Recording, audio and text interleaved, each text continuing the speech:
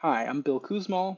This is joint work with Michael Bender and Merton Farach-Colton, and this talk is based on the paper, What Does Dynamic Optimality Mean in External Memory? So I'm going to start this talk off with just kind of a brief overview of standard dynamic optimality. What does dynamic optimality mean in general? And then I'm going to talk about why it's actually a really interesting question how we should define dynamic optimality when we're in external memory. So in order to talk about dynamic optimality, obviously we first have to talk about balanced binary search trees. And balanced binary search trees kind of date back to the early 1960s. The first one was the AVL tree. And then there were a whole bunch of subsequent trees that people came up with, red-black trees, weight-balanced trees, later on things like treeps. And what these all shared in common is that they were rotation-based binary search trees. So these are all different data structures, but they're all members of the same class of data structures, and they all use rotations in order to guarantee that the tree is never more than logarithmic depth. So that's a pretty nice result. But one thing that people very quickly noticed is that there are some special cases, at least, where you can actually hope to do better than logarithmic time per operation. So for example, one classic example of this is if you consider a round-robin workload. So somebody is just accessing the numbers 1, 2, 3 through n over and over again in the tree. Then you can actually structure your tree in a way so that as these accesses occur, each of them actually takes an average of just constant time. So one way to do that is to start your tree as just being this very lopsided chain with 1 at the top. And then after 1 is accessed, you rotate your tree so that 2 is at the top, and then next you rotate your tree so that 3 is at the top, and so on, so that each of these accesses only takes constant time. And then at the end, you just spend order n time rebuilding your tree back to its initial state so that the average time per operation was just a constant. So this is a simple example where if your tree adapts to the sequence of operations that are occurring, you can actually do a lot better than the naive logarithmic time that you might hope for. So in the mid-1980s, this got Slater and Tarjan thinking, well, maybe there's some search tree that's just kind of the best possible binary search tree. And so they formalized this concept with the notion of dynamic optimality. So they said a dynamic binary search tree T would be dynamically optimal against the class of all rotation-based binary search trees if T is constant competitive against every other dynamic binary search tree on every input. So what does that mean? Well, this means that your search tree T has to be on every single input just as good as a search tree that was highly tailored to that specific input. So for example, we saw on the previous slide that it's possible to construct a search tree that takes constant time per operation if your input is a round-robin sequence. And our tree T better also take constant time per operation. But it has to do that not just on that input, but on any input, it has to be as good as the best tree for that input. And one nuance that I think is worth highlighting is that dynamic optimality is defined against a class of data structures. So in this case, the class of data structures is rotation-based binary search trees. And that just means that we're trying to be constant competitive against every rotation-based binary search tree. So that's the notion of dynamic optimality. And it's not obvious whether dynamic optimality should be possible. In fact, we still don't know whether it's possible. But Slater and Tarjan gave a candidate tree that seems like a really good candidate. So they came up with the splay tree.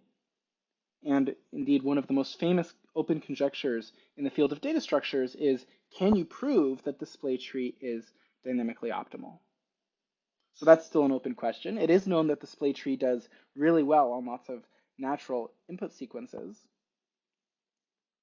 And there's been a whole bunch of work on dynamic optimality. So I don't have time to summarize it all here, but an example of another result you should know about is the Tango tree, which came much later in 2004, and which has the interesting property that although it's not fully dynamically optimal, it is actually provably within a log-log factor of dynamically optimal.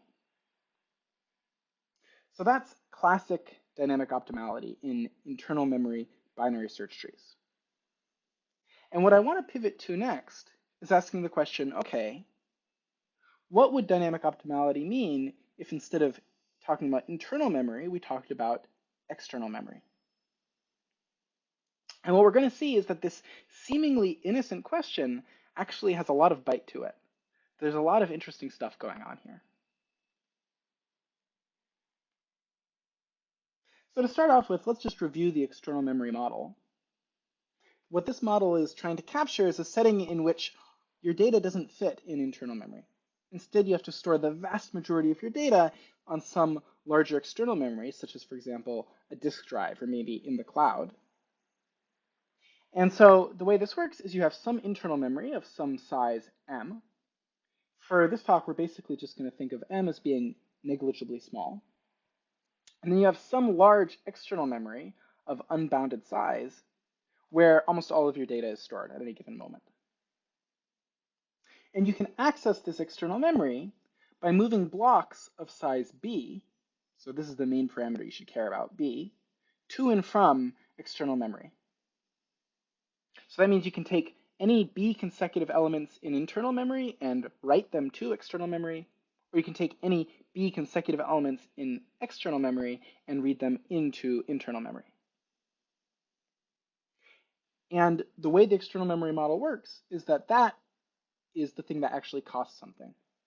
So the running time of your algorithm is measured in terms of the number of block transfers to and from external memory that the algorithm makes. That's the external memory model. And one thing that people have known for a long time is that the external memory model really changes how you should design your data structures.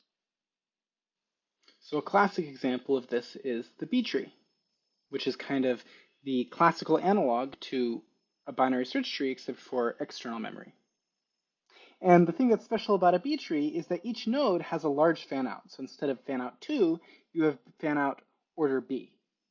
And that's because you want to make your node be the size of a data block. You want a node to be something that you can read or write to external memory in constant time. And the way that you maintain this invariant, that each node has fanout theta B, is that you sometimes merge and split siblings. So whenever a node's fanout becomes too large, you split it. And whenever nodes have fanouts that are too small, you merge them with siblings. And because you have this larger fanout, this fanout of order B instead of 2, B trees are faster than their classical counterparts, at least in the worst case. So B trees have the property that every operation takes time order log base B of n instead of just log n.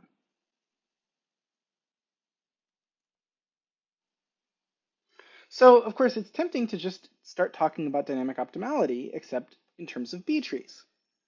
But one thing you'll notice right off the bat is that B trees actually aren't rotation-based search trees at all. So in particular, B trees do have the ability to move elements up and down the tree, so that maybe some elements are cheaper to access than others. But instead of the elements moving due to rotations, elements are moving due to nodes splitting and merging. So for example, if you have a tree like this, and you have a key x here, well, you could split this node at x, so that now x appears in the next layer above as a pivot. So that's how you could move a key up in the tree. And so that means that B trees are really a specific data structure in a larger class of data structures that you can think of as being merge split trees, so trees that are modified in this way. So this means we can talk about dynamic optimality for B trees. And in fact, in 2008, Bose et al. Showed that there actually is a data structure that is dynamically optimal against all merge split trees. So that was a really nice result. But it also comes with kind of an interesting catch, which is that it turns out that even though there's a data structure that's dynamically optimal against merge split trees, there's actually certain natural sequences of operations on which this data structure still doesn't do all that well.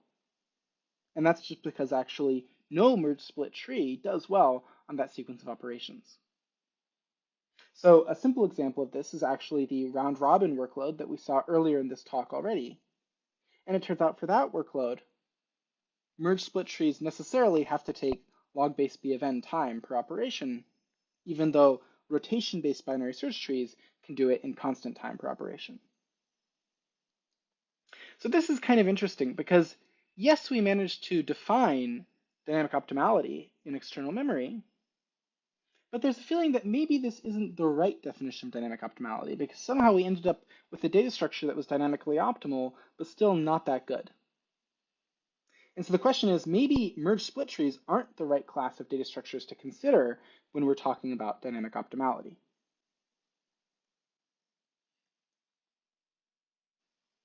So much more recently in 2019, this led Demain et al. To consider a different class of data structures.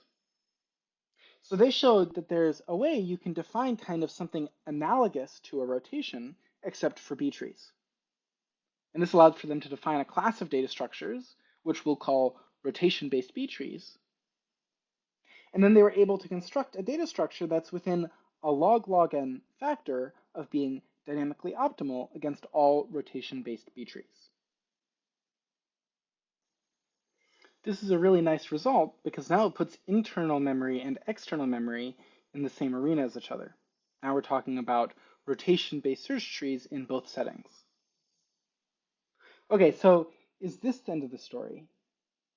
And what I want to spend the rest of the talk talking about is why actually even this isn't the end of the story.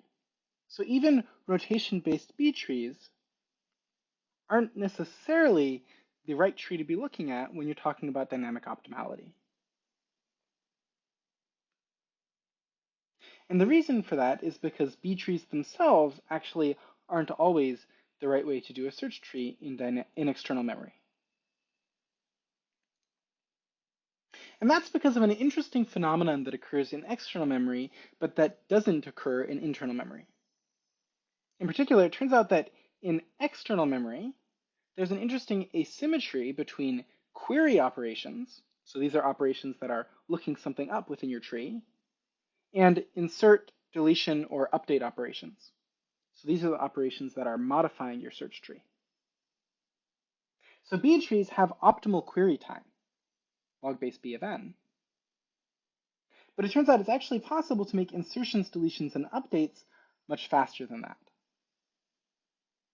So let me show you why that is. And just to keep things simple, I'm going to focus in this talk on update operations. So these are operations that go and find some key in your data structure and modify the value that's being stored with that key.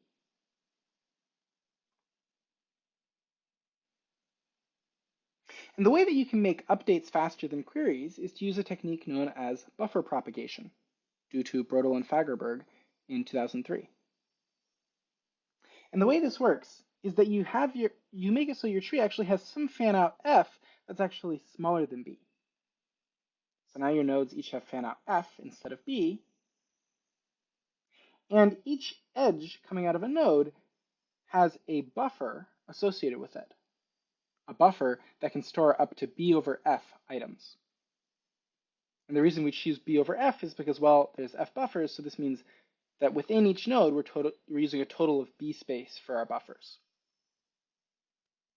And the point of these buffers is that the job of a buffer is to collect update operations that are destined for the subtree rooted at that buffer.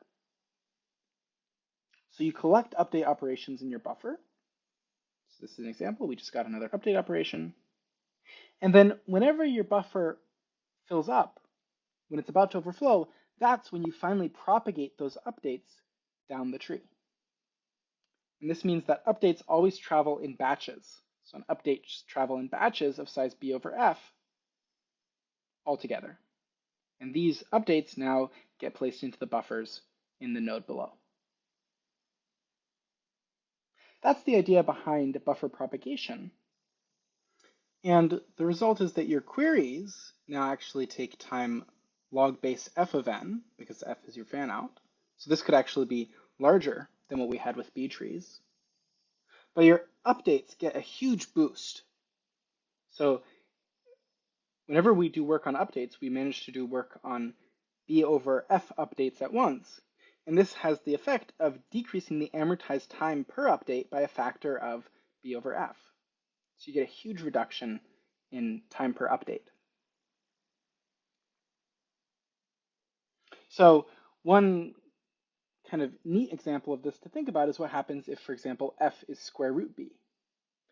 So here we actually get the same asymptotic time for queries that we had with B trees, but updates actually take amortized time a square root B factor than they did in B trees.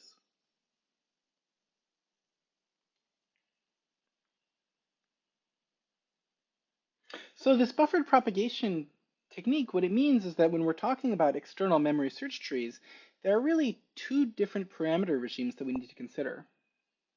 We need to consider, on one hand, workloads that are dominated by queries.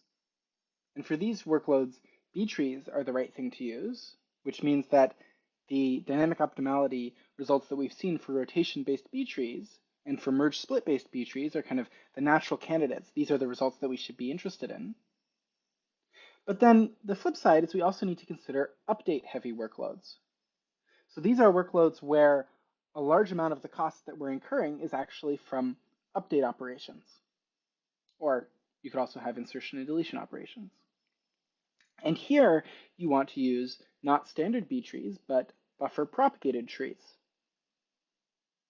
Which leads to the question of what should dynamic optimality mean in this update-heavy setting? And that's the question that we tackle in this paper. So the basic idea is that actually a buffer-propagated tree has lots of opportunity to adapt to the specific workload of operations that's being performed. So where's the flexibility in this data structure? Well, first of all, different nodes can have different fan-outs. So if you make the fan-out of a node larger, what you're doing is you're making it so that queries that go through that node are going to be faster because you're decreasing the depth of the tree for those queries. But updates that go through that node are going to be slower because at that node, they get batched into smaller batches than they would have if you had a smaller fan-out. And so you can dynamically adapt how friendly any given node is to updates versus how friendly it is to queries. You can also, it turns out, carefully pick the pivots in your tree in order to try to split your workload in natural ways. So for example, one thing you might try to do is to pick a pivot so that all of your updates go to one subtree, but all your queries go to a different subtree.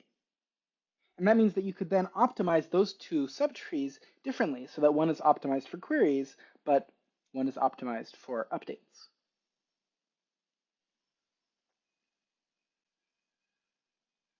And then finally, you could change all of this dynamically over time. So you could adapt to the way that your workload changes over time. So what this means is that buffer-propagated trees, they're not B trees, they're not rotation-based trees, but they are in a class of data structures that has this ability to adapt to the properties, and especially the locality properties, of a workload. And what this class of data structures is able to adapt to is the interplay between update operations and queries. And so in workloads that are update heavy, this is the class of data structures that we should think about dynamic optimality for.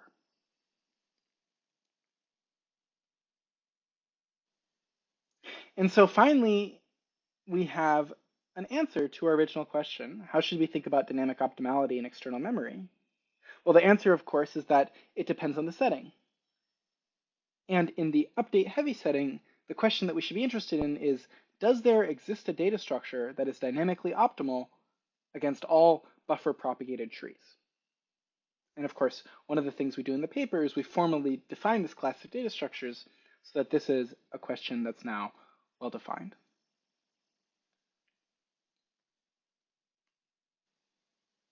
Okay, so what I'm going to do in the last few minutes of the talk is I'm going to summarize the results that we actually prove in the paper, addressing this question. So what we do in the paper is we introduce a new data structure that we call a Jello tree. And the first theorem that we prove, and I'm just going to state it informally here, is that the Jello tree isn't dynamically optimal, but it is statically optimal. So what does that mean? That means that if you have a sequence of operations that consists just of query operations and update operations, the Jello tree is dynamically optimal against the class of static buffer-propagated trees.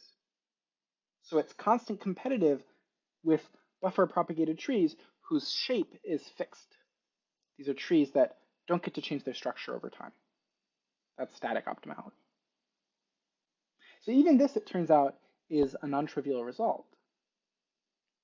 But then the next thing we consider is we say, okay, well, maybe we can show some sort of continuum between static optimality and dynamic optimality. So what we aren't able to do is to argue that the Jello tree is actually fully dynamically optimal. In fact, it probably isn't, and it's a really interesting open question whether there even is a dynamically optimal data structure in this setting. But we can show that Jello trees sit on this interesting kind of horizon between static and dynamic optimality. And in order to formalize that, we define the notion of a speed-limited buffer-propagated tree. So we call a buffer-propagated tree k speed-limited, here k is a parameter, if the tree spends only a 1 over k fraction of its cost on modifying the structure of the tree, modifying the shape of the tree.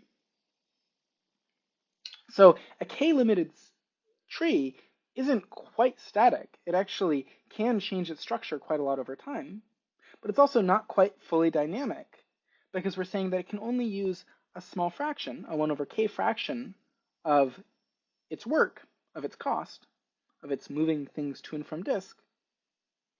It can only use a 1 over k fraction of its cost to change the structure of the tree. So the theorem that we prove is that the Jello tree is dynamically optimal against the class of b to the epsilon speed-limited buffer-propagated trees. So here epsilon is a small positive constant of our choice. And we're saying that if you consider the class of buffer-propagated trees, but you restrict them to be speed-limited, then the Jello tree actually is dynamically optimal. So that's the main technical result in the paper. And it turns out the Jello tree ends up being a pretty intricate structure, both to define and also to analyze. And so one open question is also just, can we replicate these results with a simpler data structure? Is that possible?